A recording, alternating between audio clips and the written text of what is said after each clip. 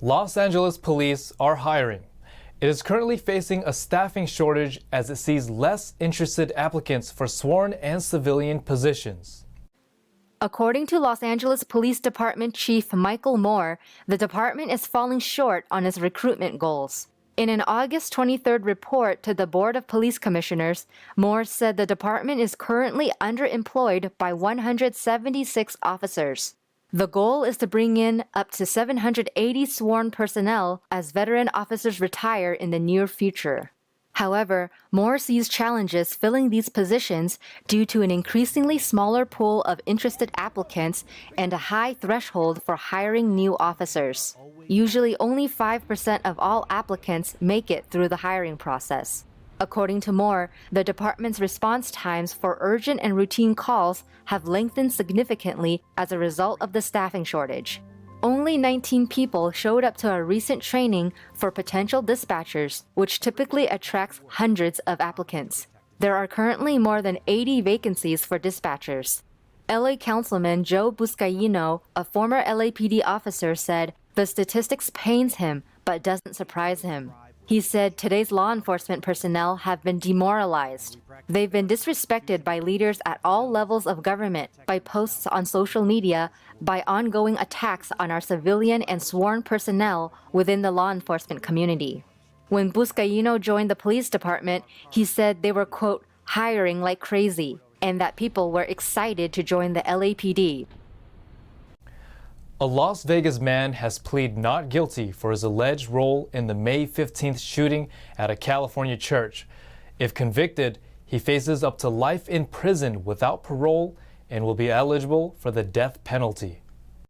68-year-old David Winway Cho pleaded not guilty on August 19th for his alleged involvement in the Laguna Woods church shooting. He's accused of a hate crime attack that killed a local doctor and injured 5 other parishioners. Officials are accusing Cho of mingling with churchgoers before barricading a door and then opening fire at the Taiwanese congregation with 2 semi-automatic handguns. Authorities believe his motivation was due to a long-standing grievance against the Taiwanese community over tensions with China. Orange County District Attorney Todd Spitzer had previously said he believed Cho had the intention to kill everyone in the church before burning down the building. Cho is being charged with 1 count of murder with a special circumstance allegation for racial motivation. He is additionally being charged with 5 counts of premeditated murder, 4 counts for possessing an explosive device, and multiple other charges. If convicted, he faces life in prison without parole and will be eligible for the death penalty if prosecutors pursue it. He is currently being held without bail and is scheduled back in court on October 21st. Los Angeles police are looking for a driver responsible for hitting a man on a moped and driving away. The moped rider is left with severe injuries. Newly released video footage shows the moments leading up to a hit and run in Los Angeles on August 14th. A 20-year-old male on his moped stopped at a traffic light intersection around 12:35 a.m. Moments later, a royal blue Mini Cooper is seen driving up behind the moped rider, rear-ends him, and knocks him over. The driver then flees the scene without getting out of the car to identify himself, nor ask if the rider needed help. Paramedics responded to the scene and transported the moped rider to a local hospital with severe injuries. The driver is described to be Indian or Hispanic, in his 40s with black hair. The Mini Cooper has a panoramic sunroof and likely has front-end damage. A witness video recorded the Mini Cooper fleeing the scene. The video captured a Toyota Prius flashing its front headlights as it was following the Mini Cooper. Detectives are also looking to talk to the driver of the Prius, who may have further information on the Mini Cooper. A California bill that would seal felony convictions for most ex-felons is headed to the governor's desk after passing both legislative houses. The bill has its advantages and disadvantages, but one attorney tells NTD that the proposed law has little impact due to internet archives and media reporting on crimes. Former felons may have their previous convictions and arrest records sealed off from the public, as long as they are not required to register as a sex offender. That's if Governor Gavin Newsom signs the proposed Senate Bill 731 into law. Bill 731 is... Jean Cirillo, an attorney and psychologist, told NTD that the bill has both its advantages and disadvantages. Some advantages of Bill 731 is that it doesn't have a record that follows a person for life, thereby preventing them from getting a job, possibly renting a house, getting into certain social groups, even getting into school, getting a trade license.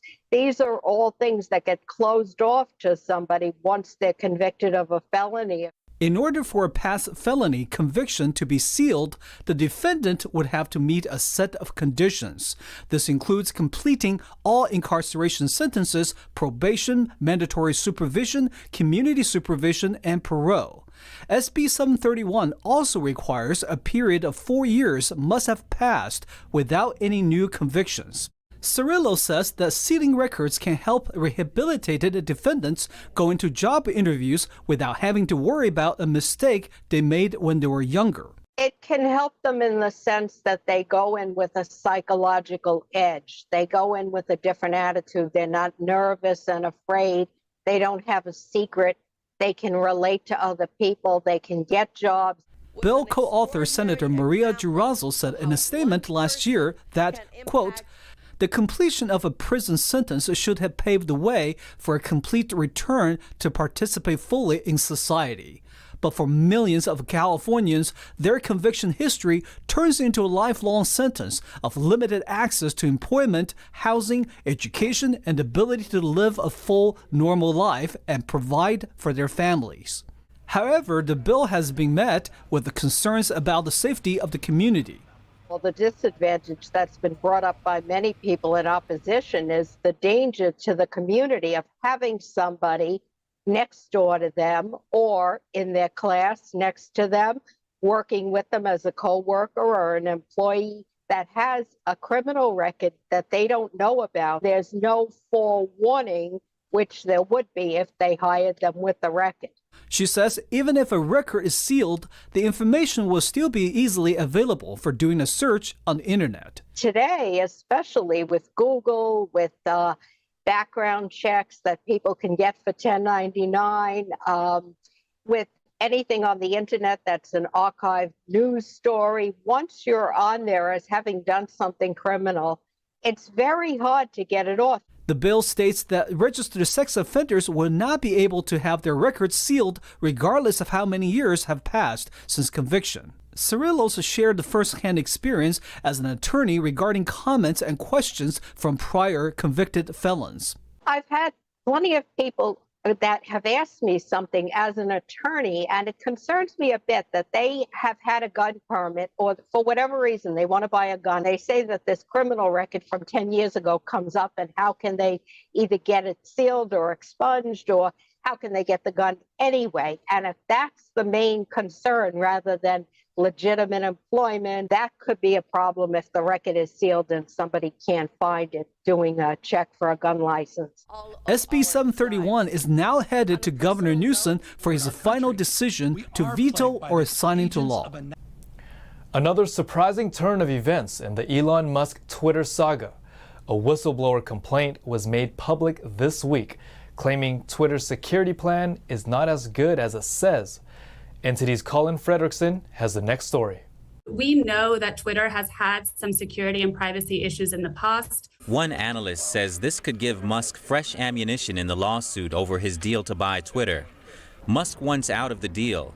He says Twitter misled him about how many fake accounts there are on the platform. While Musk has repeatedly complained about the number of bots on the platform, he really hasn't been able to provide any evidence outside of his own experience. And now he can use these allegations really to bolster his argument.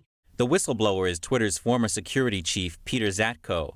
He claims that Twitter failed to disclose weaknesses in its security and data privacy. Even if these allegations turn out to be false, it could still lead to a lot of criticism, some of which we're seeing right now, as well as potential scrutiny from not only consumers and the media, but even from lawmakers. It's not clear if and how Musk's team will use the whistleblower's information, although Musk's lawyer said Tuesday that a subpoena had been issued to Zatko.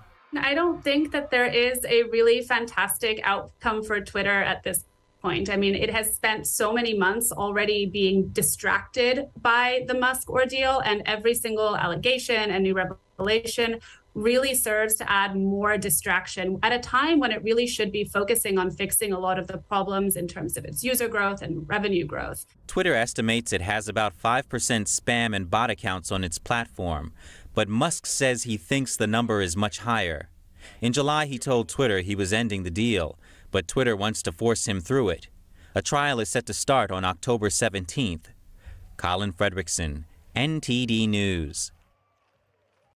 The new school year has begun, and a senior from South Los Angeles is happy to start college at UC Berkeley with the millions of dollars in scholarships he earned. NTD's Jackie Rios spoke with this young man on his great accomplishments so far. For 18-year-old Jaden Hunter, his dedication and focus on his education has paid off. He graduated as co-valedictorian from Crenshaw Tech Charter High, and his hard work in school has earned him $3.5 million in scholarships. Hunter doesn't regret the choices he had to make in order to achieve his academic goals. I made a lot of sacrifices, and I wouldn't take any of them back. Whether that was me not being able to go have fun with my friends because I had to do this assignment or do this, or I couldn't go out to eat with my family for my cousin's birthday or something like that because I was focused on work. Those sacrifices paid off as Hunter was accepted to 39 universities and received the Gates Scholarship from the Melinda Gates Foundation. The scholarship pays for everything from room and board and can be used in any university the recipient is accepted to. It's still, sometimes I feel like it hasn't hit me yet. I don't realize how, it's like a blessing, really. It literally is. Out of 37,000 kids, only 300 kids are selected. That's less than 1% of the kids. What kept Jaden going was his own motivation to make it out of South LA and support from friends and family, especially his mother and grandma. One mentor was one of his English teachers.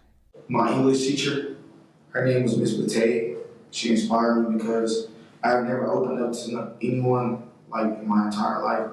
And that was the only teacher I opened up to. And she always made sure that I was okay, going through my high school career. Hunter said although he originally wanted to study at USC, he later changed his mind as he wanted to challenge himself and be away from home but not too far from family. He is now heading off to UC Berkeley. He says he would like to become a mechanical engineer and work for SpaceX, NASA, or Tesla. But his ultimate goal is to come back to his community in South LA and give back to the community he grew up in. Jackie Rios, NTD News, Los Angeles.